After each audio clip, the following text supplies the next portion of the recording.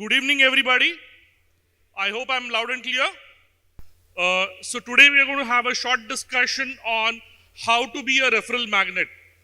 As mutual fund distributors, all of us are under concern. How do we get new leads, new references, new contacts, new numbers, new names?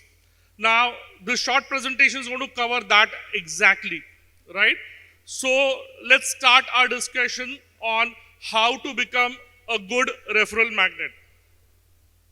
So the definition is very, very simple, that you need to build relationship with your existing clients in such a way that they are comfortable and happy to refer you to their known ones.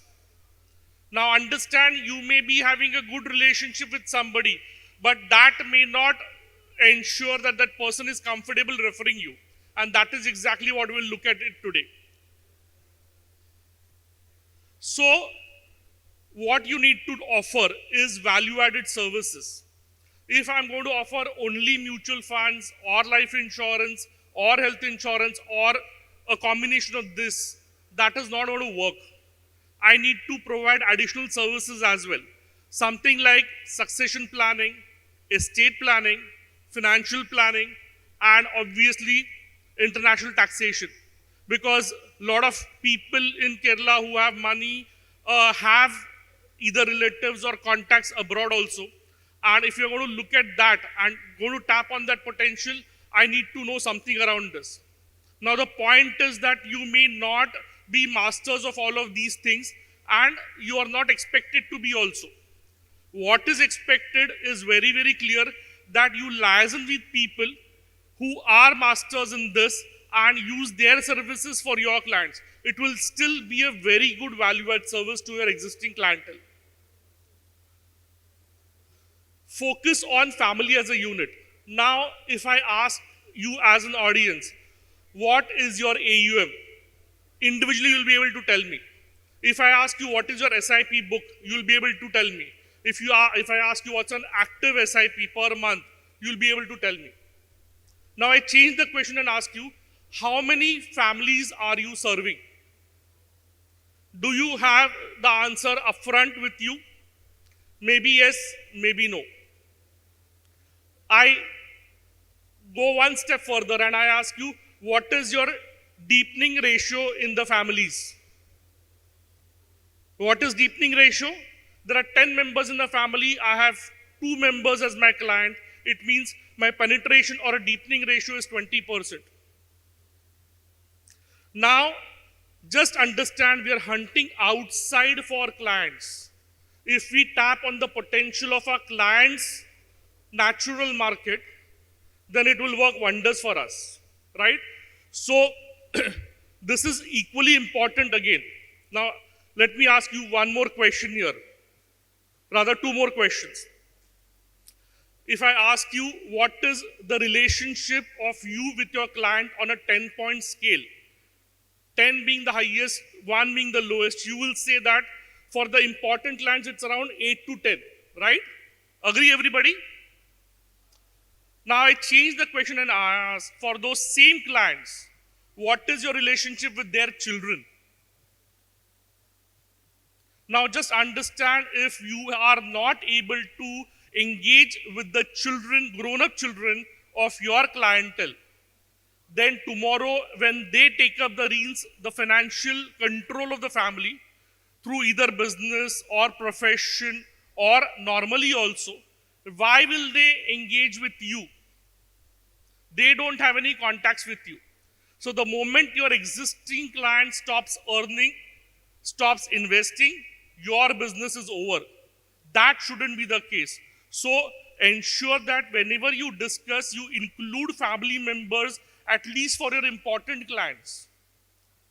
Make them get their children in the discussions. Have a personal rapport with the children, so that tomorrow when the transition happens from the father to the son or daughter, your business transition will become equally smooth, right? Customization is the key. SIP is for everybody. Lump sums is for everybody, but I need to customize it to the core. Whether my client is a young earning member, whether he is married, whether he has children going to school, college, etc., whether he's on his retirement phase, where is he? If I can customize my proposal to him in a proper manner, that will be greatly impactful because everybody wants customization today. Right? You don't go to an interior decorator and say, just paint my house with whatever color you want. You specify that here I want this, there I want that, this combination I want, this embossing I want, this contrast I want, etc., etc. Customization to the T. That is what is expected in the financial world also. So ensure that though your product is the same, the presentation of the product is highly customized to individual needs and requirements. Expand your offerings. So we always say that you should have everything which the customer wants in terms of financial products. I am not saying everything today. Over a period of time also it happens, it's fine, no issues. But eventually that has to be the goal. So it can be mutual funds, it can be life insurance, it can be health insurance, it can be also the other side of the table, which is loans. Personal loans, business loans. Now just imagine a client coming to you. He or she has money, will obviously do mutual fund investment. There is some financial problem going on, doesn't have money. Mutual fund product is straightway crossed right now. If I have an offering which says I can also give you personal loans or business loans, it makes sense. It makes a good proposal for that person. He may be onboarded with you for that right now, and going forward, once his financial condition stabilizes, he is also there for mutual funds. Similarly, life and health insurance. Today's youngsters don't want to put money into life insurance, but that is required, right? Similarly, health insurance. So if I have products which are across the industry, then it will help me stabilize my business, moving from a mutual fund distributor to a provider of financial services and products. Then there are unique features which are available in various products. Utilize that. SIP is a very, very simple feature. Top up, step up, SIPs, STPs are very, very simple. No rocket science in that. But can I use that to ensure that my customer's goal is achieved? So whenever I do a back calculation, this is the goal and this is SIP which is required. A lot of time customers come to us and say, sir, I don't have that kind of money. No problem, sir. You start with a lower amount. Let's do a top up. I show him a roadmap using existing features, no rocket science again here. But I can do that. I'm taking that efforts and pain to ensure that the customer feels at home and understands what I'm talking about. Now, this is classic, right? I should have had an animation here, but I don't have it right now. So normally, the understanding is, my existing client is referring me to somebody, right? So that somebody will contact me. Is that normal understanding? You have a client who likes your services, he talks about you to somebody else, and that somebody else will come and contact you. That is our normal understanding, which is completely wrong. He or she will not directly contact you. They will look you up on social media, on your digital presence, etc., etc. Evaluate what you offer. If they feel what you offer is what they want, then and only then they will contact you. So right now, there must be somebody in this audience who gets 5 or 10 references in a month. You will be very happy. I am getting more than what everybody else is getting. But just imagine now for a second that 100 people are referred to you, of which only 5 get in touch with you. 95 are lost. If I want to stop this leakage, what I need to do?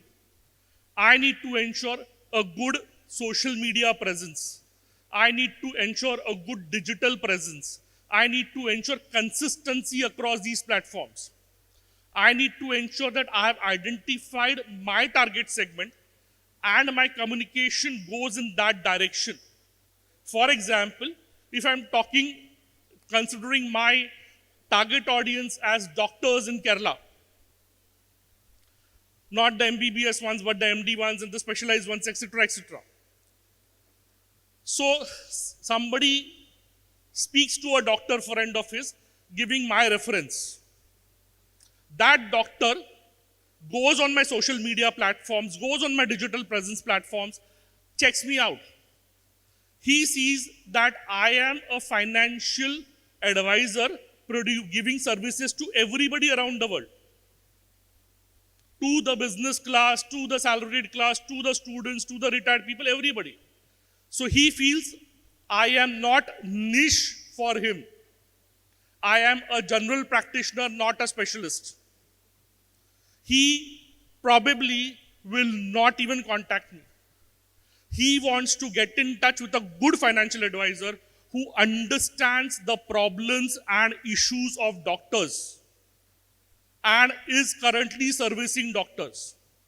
So that kind of specialization, that kind of micro level understanding is what is required.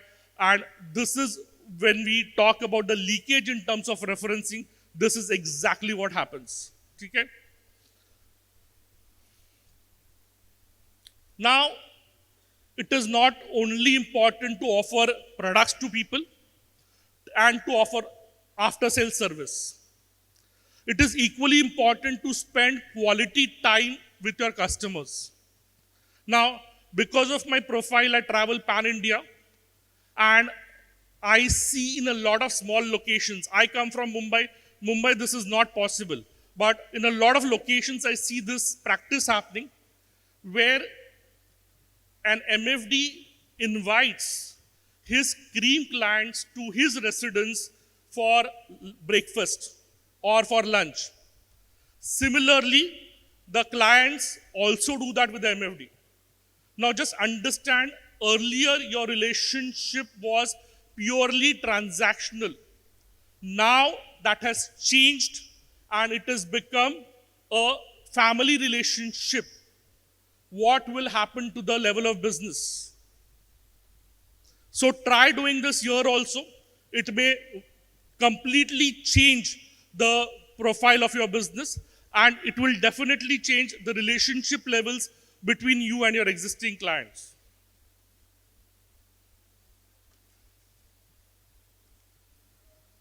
Testimonials are very, very crucial. People want to know what people say about you. Please record testimonials. It can be in a video format, it can be in a textual format, whatever works, take it. What do you do with those testimonials? If it's a small video, send it to your existing customers. If it's a writing, put it on Twitter, put it on LinkedIn, put it on Facebook, etc., etc.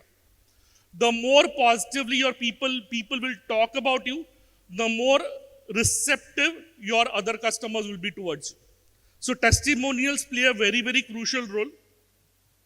Social media for referrals. Social media, this is an old slide, but we can see now that a lot of referrals happen through social media. Facebook, Twitter, LinkedIn, Instagram, Snapchat, across the board. So ensure that your social media presence is there. Again, when I travel pan-India, I see a lot of people, seniors, established business, established relationships, they come to me and say, Tejas, now we did not know finance, we started studying that, we started studying markets, we started studying financial products. Now, do you expect that at this age we'll study the social media also? And it is evolving every day. What do we do? My simple solution to them is, sir, you need to decide that you have to be present on the social media. You don't have to manage it. It is not your forte, as we call it. It's not your forte. There'll be a lot of students, children in your family, in the college going age. Catch them, talk to them, and make them responsible for your social media handles. Give them the content with your experience because they don't have that. And use their expertise of managing and amplifying content on social media. This combination works beautifully well. So please do that. Tapping on existing potential. We have a lot of clients, right? Some of them are doctors, some of them are chartered accountants. So we can use that as well. What do I do with chartered accountants and doctors? There is some medical issue which is going on in the news channels now. I will use that as a platform. I will get my doctor on board and have a Zoom call or a session with my existing customers.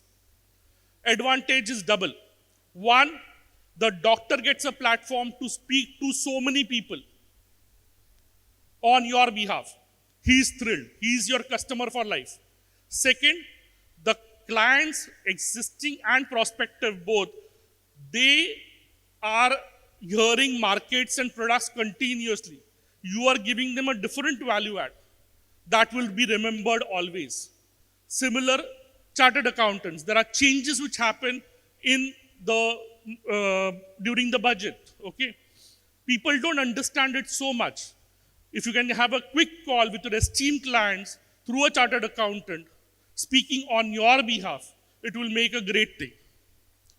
The last is people who have some special skills. So one part of that picture is about a clay modeling, and the second part is about drawing. So you don't know, your clients might be specialized somewhere.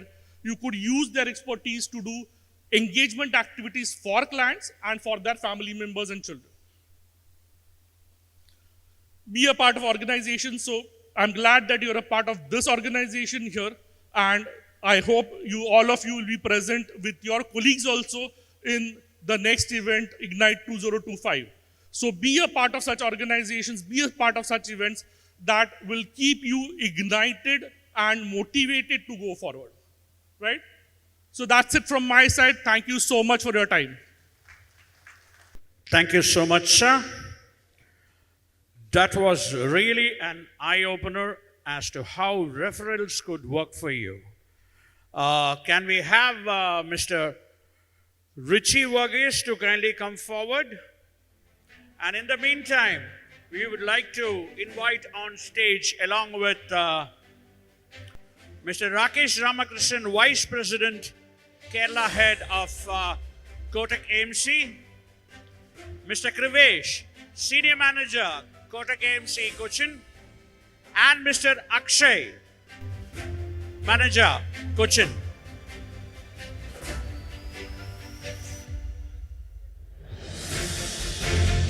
Kindly join Mr. Tejas on stage.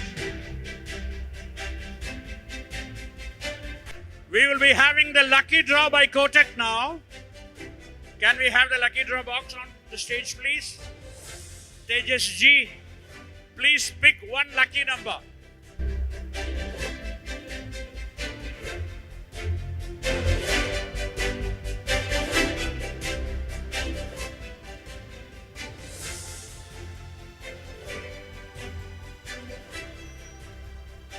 It is 374.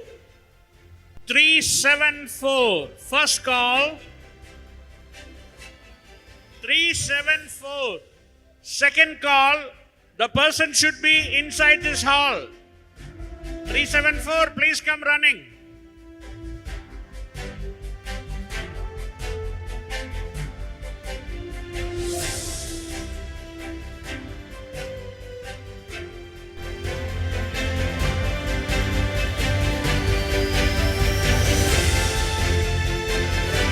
The lucky winner of the lucky draw from Kotak AMC.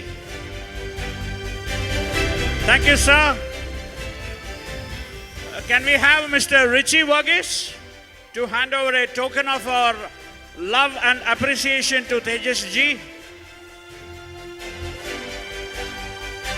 Mr. Richie Varghese from Thrissur chapter handing over a small token from our side.